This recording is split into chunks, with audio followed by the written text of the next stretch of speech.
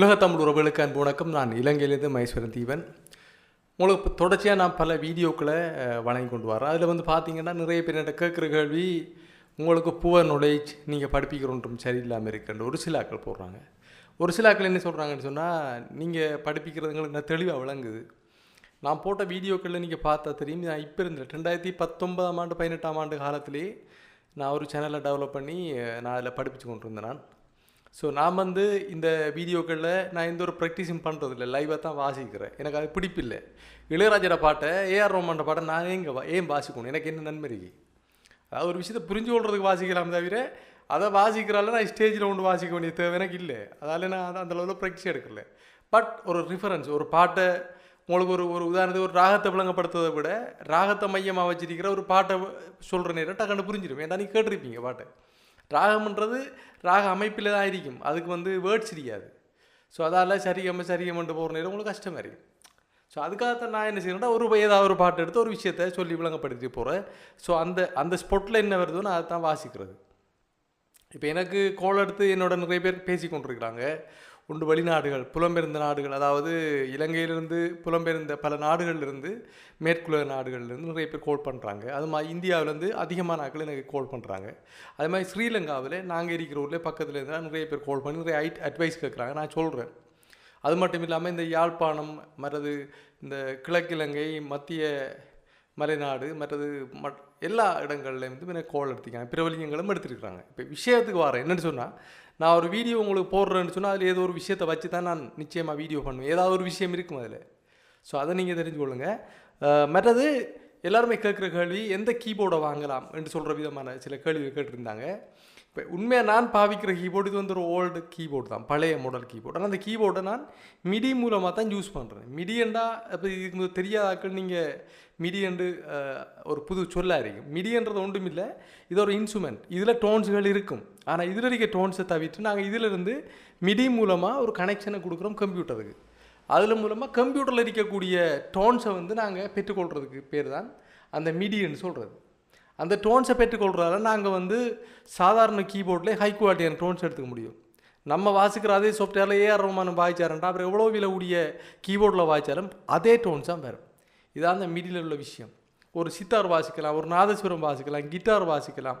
இதில் பியானோவை வாய்ச்சி போட்டு அங்கே போய் பார்த்தீங்கன்னா நீங்கள் தேவையான நோட்ஸை மாற்றிக்கலாம். இதே கீபோர்டை பயந்து தவேலா வாசிக்கலாம், ட்ரம்ஸ் வாசிக்கலாம். எல்லாம் இந்த மிடி மூலமாக இதெல்லாம் சாத்தியமாகுது. இந்த மிடியன் ஒன்று வந்த பிறகு தான். இதுக்கு முதல் சிந்தசைசர் யூஸ் பண்ணியிருந்தாங்க, ஒரு மெஷின் மாதிரி கீபோர்ட்லேருந்து அதுக்கு ட்ரான்ஸ்ஃபர் ஆகி போகிற மாதிரி. அதில் அடுத்த கட்ட பெரிய வளர்ச்சி, கணனியினுடைய ஒரு பெரிய வளர்ச்சியாக சொல்லக்கூடியது நம்ம இதை சொல்லலாம் மிடியண்டு. இப்போ ஏஆர் ரஹ்மானை பார்த்தீங்கன்னா சின்ன சின்ன ஆசை பாட்டுக்கு வாய்ச்சது சிந்தசைசரை பயன்படுத்தி தான் வாய்ச்சவர். உதாரணத்துக்காக சொல்கிறேன். இப்போ பார்த்தா எல்லாருமே மிடியில் தான் வாசிக்கிறாங்க. ஏகப்பட்ட லைப்ரரிஸ் இருக்குது, ஏகப்பட்ட மிடி டோன்ஸ் இருக்குது. நம்ம வாங்குகிற பெரிய பெரிய சாதி கீபோர்டுக்கெல்லாம் மிடி சாஃப்ட்வேர்னு தனியாக இருக்குது. ஸோ அதை கனெக்ட் பண்ணி நம்ம வாசிக்கலாம். இப்போ நீங்கள் ஒரு பிஎஸ்ஆர் கீபோர்டு, இப்போ வரக்கூடிய எஸ்எக்ஸ் மாடலில் வர பிஎஸ்ஆர் ஜமா கீபோர்டு வாங்குறத விட நீங்கள் இதை போல் ஒரு 10-15 மிடி கீபோர்டு வாங்கி இந்த சவுண்ட் கார்டு, அதாவது ஒரு ஒரு ஒரு ஒரு ஒரு கீபோர்டை வாசிக்கிறதுக்கு ஆடியோ இன்டர்ஃபேஸ் இருந்தால் மட்டும்தான் இதுலேருந்து போகிற சவுண்ட் லேட்டன்சி ஆகாமல் சாஃப்ட்வேருக்கு போய் நம்ம ஒன் டைமில் வாசிக்கிறது கேட்கும். இப்போ அதுக்காக நம்ம ஒரு சவுண்ட் கார்டு ஒன்று வாங்க வேண்டியிருக்கும். அதுக்கு ஒரு டீசெண்டாக சொல்கிறேன்டா ஆடியோ இன்டர்ஃபேஸ், அதுக்கண்டு சில ரிக்குயர்மெண்ட்ஸ் இருக்குது. அது சம்மந்தமான ஒன்று வாங்கி நீங்கள் பாவிக்கிற நேரம் இந்த கீபோர்டை, அதாவது ஏழைகளும் ஹை குவாலிட்டியான ஒரு விஷயத்தை வாசிக்கிறது பிரயோஜனமாக இருக்கும். ஆனால் கம்ப்யூட்டரும் அந்த சாஃப்ட்வேருக்கு ஏற்ற மாதிரி கொஞ்சம் பொருத்தமானதாக இருக்கிற நேரம் தான் உங்களுக்கு அதை வாசிக்க முடியும். நான் ஒரு மியூசிக் ரெக்கார்டிங் பண்ணுறதால எனக்கு அதுக்கேற்ற மாதிரி நான் மிடியை பாவிக்கிறேன். நான் ரெக்கார்டிங் பண்ணுறதுக்கு இந்த கம்ப்யூட்டர் மூலமாக இந்த ஆடியோ இன்டர்ஃபேஸை பயன்படுத்தி நான் ஒர்க் அவுட் பண்ணுறேன். இதான் விஷயம். இப்போ நீங்கள் என்னட்ட சில பேர் கேட்கலாம், இந்த கீபோர்டை வாங்கலாம், இந்த டோன்ஸ் வரல, அந்த டோன்ஸ் வரல. நீங்கள் ஒரு மிடி கீபோர்டை மட்டும் வாங்கி எடுத்தீங்கன்னு சொன்னால், அதுக்கு ஒரு ஆடியோ இன்டர்ஃபேஸ் வாங்கி எடுத்தீங்கன்னு சொன்னால், இப்போ இந்த காலத்துலேருந்து அந்த காலத்துலேருந்து எந்த காலத்துக்கு மேற்ற டோன்ஸ் எல்லாம் நீங்கள் வாங்கி போட்டுக்கொள்ளலாம். இலகுவாக நீங்கள் அதை மேனேஜ் பண்ணிக்கலாம். மற்ற அது மட்டும் இல்லை, லைவ் இன்ஸ்ட்ருமெண்ட்டாக நீங்கள் மியூசிக்கல் குரூப்புகள் வாசிக்கிற நேரம் மிடி இன்ஸ்ட்ருமெண்ட்டை பயன்படுத்தி கீபோர்டில் இல்லாத டோன்ஸை கூட நீங்கள் இதில் உருவாக்கிக்கலாம். உங்களுக்கு விருப்பமான டோன்ஸை நீங்கள் உருவாக்கி போடலாம்ன்ற பாருங்களேன். அதான் அதில் விஷயம். சரி, இப்போ நம்ம இன்றைக்கு ஒரு வீடியோட கட்டாயமாக இன்றைக்கு நான் பலமையாக பார்க்குறது தான். இன்றைக்கு நான் யோசிச்சேன் என்னென்னு சொன்னால், உங்களுக்கு ஒரு முக்கியமான ஒரு பாட்டு ஒன்று எடுத்து அந்த பாட்டுக்கு எப்படி ஹியரிங் ப்ராக்டிஸை நம்ம கொண்டு போகிறது. ஏன்டா நான் அது சம்மந்தமாக குறைய தான் வீடியோ போட்டிருக்கிறேன். ஸோ ஒரு பாட்டை எடுத்துகிட்டு அந்த பாட்டை எப்படி வாசிக்கலாம் என்ற விஷயத்தை கொஞ்சம் பார்ப்போம்.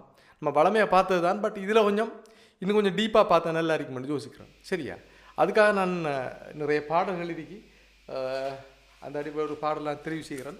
சிம்பிளாக இருக்கக்கூடிய பாட்டு. ஏன்டா இதில் வந்து கூடுதலாக என்னுடைய வீடியோ பார்க்குறாங்களா எந்த வயசு சேர்ந்தாக்கள் எனக்கு மூத்தாக்களாக இருக்கிறீங்க. ஸோ அந்த பாட்டுகள் சில பாட்டு தான் நம்ம வாசிக்கிறது எளிமையாக இருக்கும். அதுக்கேற்ற மாதிரி சில பாட்டுகள் தான் இருக்குது. நான் உண்டை தெரிவு செய்கிறேன். நான் எப்போதுமே செய்கிற மாதிரி தான். கண்ணை மூடுறேன், ஒரு பிரிவில் தோடுறேன். நல்லா பாருங்கள், என்னென்னு தெரியா எனக்கு. நான் கண்டுபிடிக்கிற முறையை சொல்லிப்பேன். சரி, என்ன டி. இந்த டியிலிருந்து நம்ம இந்த பாட்டை ஆரம்பிப்போம்.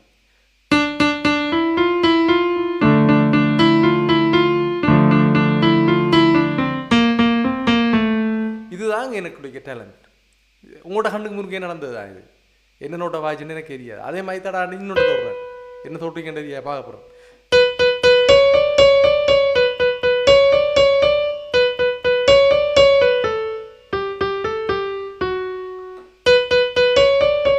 இந்த பாட்டெல்லாம் அந்த காலத்தில் கடும் பிரபலியம். என்னன்னு சொன்னால், இந்த பாட்டு மனுஷனால் சாதாரணமாக படிக்கக்கூடிய மாயம் இருக்கும், பாசிக்கக்கூடிய மாயம். செம்பருத்தி பூவே சுருதி சரியாகன்னு பார்த்துருவோம். செம்பருத்தி செம்பருத்தி பூ செம்பருத்தி பூவே செம்பருத்தி பூவே உன்னமலை போனா கண்கள் அறியாமல் மனசுக்குள் விழுந்தாய். என்னோட சில அறக்குறைகள் நிறைய கேள்வி கேட்டு கொண்டிருக்கீங்க. அறக்குறைகள் உண்மையாக சொல்கிறேன். ஒரு நல்ல விஷயத்தை சொல்லி தரக்கூட அதை பாராட்டணும். அது குறுக்கால ஒன்று விழுந்து கூடா அது இதுண்டு அனலைஸ் பண்ணக்கூடா. பிரதர் ஒன்றுமே தெரியாமலா பிரதர் நான் இந்த வாசிக்கிறேன். சும்மா வாசிக்க முடியுமா ஒரு விஷயம் ஒன்றும் தெரியாமல்? விஷயம் தெரியும், நாங்கள் மெனக்கிறது இல்லை, அதான் பிரச்சனை. சரியா? அப்போ செம்பருத்தி பூன்ற ஒரு பாட்டை வாசிக்கிறதுக்கு நான் ட்ரை பண்ணுறோம். சரி, இப்போ நான் ஒரு வேறு நோட்டில் இருந்து பார்க்குறேன்.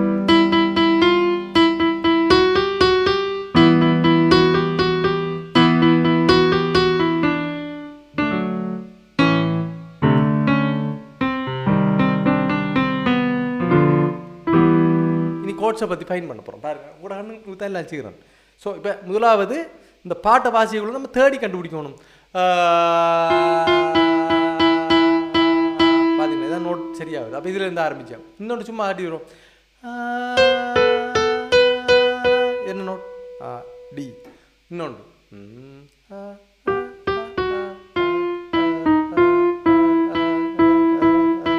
இது ஈல வருது, வருது. இப்போ இதுல இருந்து ட்ரை பண்ணி பார்ப்போம்.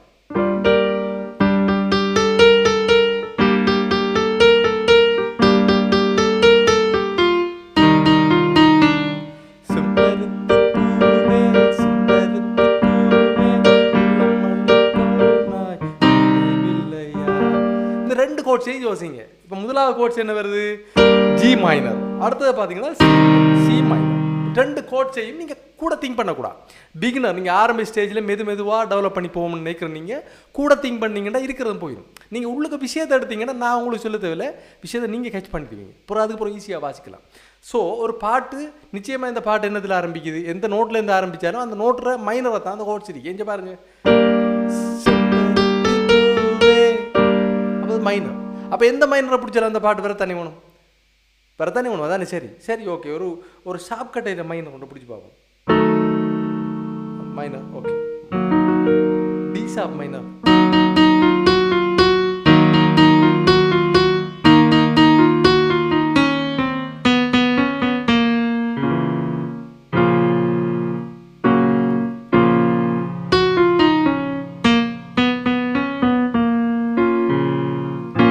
சரி, இப்போ கடைசியாக முடிகிறது ஒரு மைனர் தானே. அதே மாதிரி பார்த்தீங்கன்னா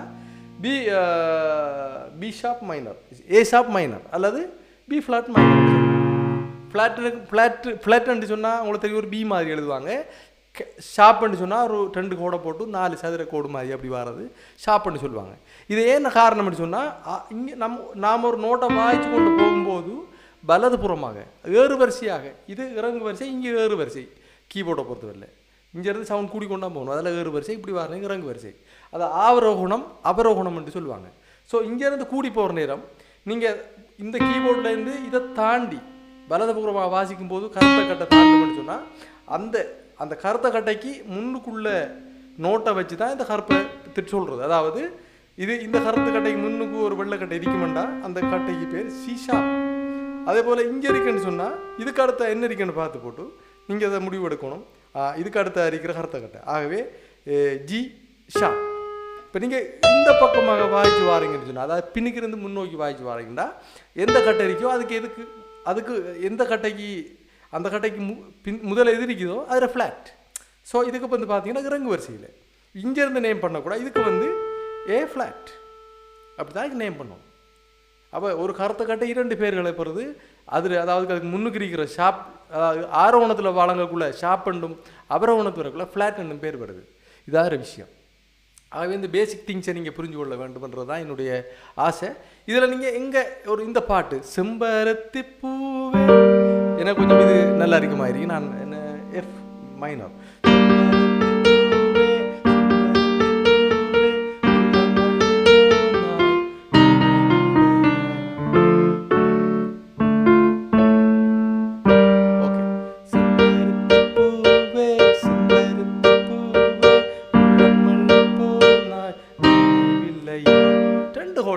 என்ன அழகா இருக்கு. கண்கள் அறியாமல் மனசுக்கு வந்தாய் நினைவில்லையா உன்னை. இதெல்லாம் அடுத்த போட்டு பாரு. உன்னை சுற்றி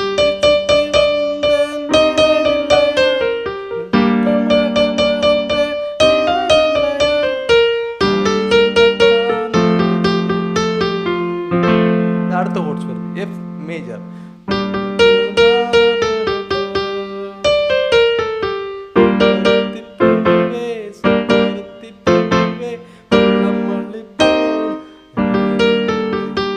கோட்ஸ் வரக்குள்ள நீங்கள் இங்கே வாசிக்கலாம். அதே சி மைனரை இதே வாசிக்கலாம்.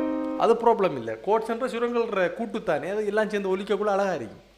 ஆகவே ஒரு பாட்டில் நான் இப்போ உங்களுக்கு ஃபைன் பண்ண கோட்ஸை பாருங்க. இது ஒரு நல்ல பாட்டு. இதில் அந்த காலத்தில் கீபோர்ட் பழகிறார்களுக்கு நீங்கள் நினைக்கிற மாதிரி யூடியூப் இல்லை, ஃபேஸ்புக் இல்லை, இதுகள் ஒன்றுமே இல்லை. நாங்கள்லாம் கோட்ஸண்டா என்னென்று புரிஞ்சு கொள்றதுக்கு எங்களுக்கு அதுக்குரிய அதை புரிஞ்சு கொள்றதுக்கே ரொம்ப நாளாச்சு. அது என்னென்ன தெரியாமல் போகும். கோட்ஸண்டா இப்படி அடித்தா கோட்ஸ், இப்படி அடித்தா கோட்ஸண்டா அந்நேரம் அந்த கோட்ஸ் என்னென்ன இருக்குன்னு தெரியாது. ஒரு சி மைனர் கோடண்டா இப்படித்தான் சொல்லி தர ஆக்கள் இல்லை. அப்போ நான் சில பேர்கிட்ட போய் கேட்பேன், ஸோ எப்படி இந்த கோட்ஸை கண்டுபிடிக்கிறேன், சி மைனர் மேஜர்ன்றீங்க, அதில் என்னது எப்படி கண்டுபிடிக்கிறேன். ஒரு ஆள் எனக்கு சொல்லிச்சு இந்த மூளையிலேருந்து கைக்கு வரதுந்துச்சு. இப்படி சொன்னால் உங்களுக்கு இந்த கோட்ஸை புரிஞ்சு கொள்ள முடியுமா? எனக்கு ஒரு ஆள் சொன்னது தான் சொல்கிறேன்.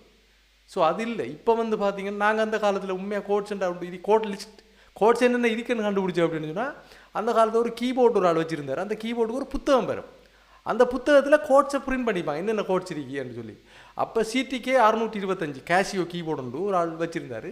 அந்த கீபோர்டு பழுதாக போயிடுச்சு. ஸோ அந்த புத்தகத்தை சும்மா இருந்தேன், அந்த புத்தகத்தை வாங்கி கொண்டு தான் பார்த்து கண்டுபிடிச்சேன். ஓ மேஜர்ண்டா இப்படி, மைனர்ண்டா இப்படி, டிம்மெண்டாது, சஸ்ண்டாது, சஸ் டூண்டானது. இப்போ நாங்கள் ஒரு கீபோர்ட் பிளேயராக போய் கதைக்க போனால் உனக்கு சஸ் கோட் தெரியுமா, டிம் கோட் தெரியுமா, ஓக் கோட் தெரியுமா, மேஜர் மைனர். உண்மையாக மேஜர் மைனர் தான் பேசிக். மேஜர் மைனர் வச்சுட்டு அவரும் நம்மளை கண்டம் பண்ணணும், குறைச்சி கதை கொண்டு பண்ணுறாங்க. இப்படியான கதையெல்லாம் கதைப்பாங்க. ஸோ அதெல்லாம் இல்லை. உண்மையிலே அந்தந்த ஆள்ற எக்ஸ்பீரியன்ஸ் வாசிக்கிறதுன்றது உண்மையிலே மேஜர் மைனர் கோட்ஸாக வெரி இம்பார்ட்டண்டான கோட்ஸ். அதுக்கப்புறம் சஸ் டூ தேவைப்படும். அப்புறம் மேஜர் 6th 7th கோடுகள்லாம் அதிகமாக பாவிக்கிற கோடுகளை தவிர அதுக்கங்கால மற்ற கோடுகள் நம்மட அமைப்புகள் நம்மட பாடல்களுக்கு அதெல்லாம் பயன்படுற விதம் மிக குறைவு. மேஜர் மைனரை மட்டும் பிடிங்க. எந்த பெரிய கிட்டார்லையும் மேஜர் மைனர் இவங்க என்னென்ன கோடு இருக்குன்னு சொல்கிறாங்க. மேஜர் மைனர் கோடு இல்லாமல் ஒரு பாட்டுக்கு வாசிக்க முடியுமான்னு கேட்டால் நெவர், வாசிக்கவே முடியாது. மெயின் மேஜர் மைனர் தான். அதாவது ஒரு பூரணத்துவத்தை நமக்கு தரக்கூடிய ஒரு கோட்ஸாக இருக்குது. கோட்ஸ் என்ன, ஒரு 3 நோட்டை உண்டா வாசிக்க நேரம் ஒரு நிறைவை தரணும், ஒரு சவுண்டை தரணும், ஒரு ஃபில்லிங்கை தரணும். தந்தால் தான் அது கோட்ஸ். அது இல்லைன்னா அது கோட்ஸ் இல்லை. சரியா? ஆகவே செம்பருத்தி பூவே என்ற பாட்டை பாருங்கள். நீங்கள் இந்த நோட்ஸை கண்டுபிடிங்க. சூப்பரான பாட்டு இது. எஸ்.ஏ. ராஜ்குமார் இசையில் அமைஞ்ச பாட்டு. அந்த காலத்தில் மிகவும் பிரபலியமான பாட்டு. இந்த பாட்டை வாசிக்கிறது எளிமையாக இருக்கும். ஸோ செம்பருத்தி நான் உங்களுக்கு சொல்லியிருக்கேன். அதே மாதிரி தான் எந்த நோட்டில் எந்த எதுவும் வாசிக்கலாம். இப்போ பாருங்கள், சும்மா ஒரு சிம்பிள் ஒரு ப்ராக்டிஸ்க்காக எல்லா நோட்டில் இருந்து நான் வாசிச்சு போகிறோம். சும்மா எதுலேருந்து ஆரம்பிக்கணும் அதுலேருந்து வாசிச்சு போய்கிட்டே இருக்கேன். பாருங்கள்,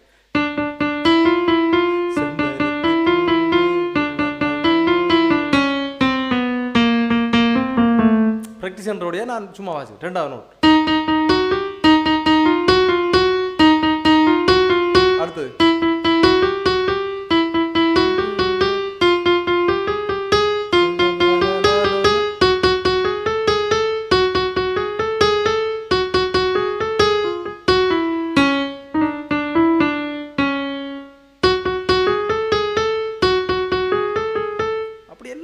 வாசிச்சுட்டு போகலாம்.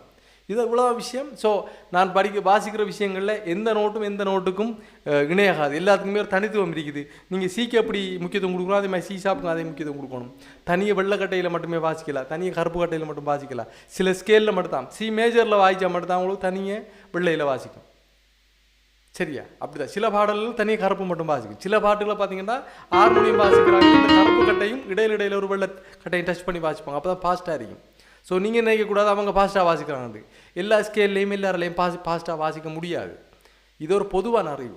ஆகவே நான் இப்போ இன்றைக்கு நான் ஒரு இசையமைப்பாளர் 100 பாடலுக்கு மேலே பல குறுந்திரைப்படங்களுக்கு இசையமைச்சிருக்கேன். பட் அந்த விஷயங்கள்லாம் அவங்களுக்கு வெளியிடலை.